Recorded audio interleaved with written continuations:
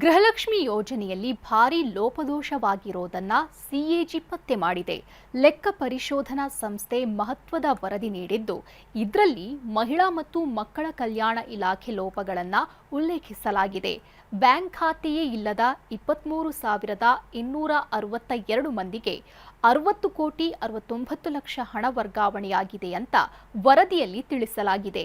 ಇದರ ಜೊತೆಗೆ ಒಂದಕ್ಕಿಂತ ಹೆಚ್ಚು ಖಾತೆ ಹೊಂದಿದವರು ಆಗಾಗ್ಗೆ ಖಾತೆ ಬದಲಾವಣೆ ಮಾಡಿದ್ದಾರೆ. ಈ ರೀತಿಯಾಗಿ 10,06,308 ಖಾತೆಗಳಿವೆ ಅಂತ ಸಿಎಜಿ ವರದಿ ನೀಡಿದೆ. ಸಿಎಜಿ ವರದಿ ಬಗ್ಗೆ ಮಾತನಾಡಿದ ಪರಿಷತ್ ವಿಪಕ್ಷ ನಾಯಕ ಛಲವಾದಿ ನಾರಾಯಣಸ್ವಾಮಿ, ಗ್ಯಾರಂಟಿ ಅನುಷ್ಠಾನ ಸಮಿತಿ ರಚಿಸಿದ್ರು, ಇಷ್ಟೆಲ್ಲ ತಪ್ಪು ಮಾಡಿದ್ದಾರೆ. ಗ್ಯಾರಂಟಿ ಅನುಷ್ಠಾನ ಸಮಿತಿಗೆ ಸಂಬಳ ಕೊಟ್ಟು ಕಳೆ ಕೀಳಲು ಕಳಿಸಿದ್ರಾ ಅಂತ ಪ್ರಶ್ನಿಸಿದ್ದಾರೆ. ಗ್ಯಾರಂಟಿ ಅನುಷ್ಠಾನ ಸಮಿತಿಗಳು ಅಂತ ಮಾಡಿ ಖಜಾನೆ ಹಣ ಕೊಟ್ರಲ್ಲ, ಹಂಗಿದ್ಮೇಲೆ ಅವ್ರನ್ನ ಮಾಡಿದ್ದು ಇದೆಲ್ಲ ಇಷ್ಟು ತಪ್ಪುಗಳಾಗಿದೆ ಅಂತಂದ್ರೆ ಅವ್ರು ಮಾಡಿದ್ದೇನೋ?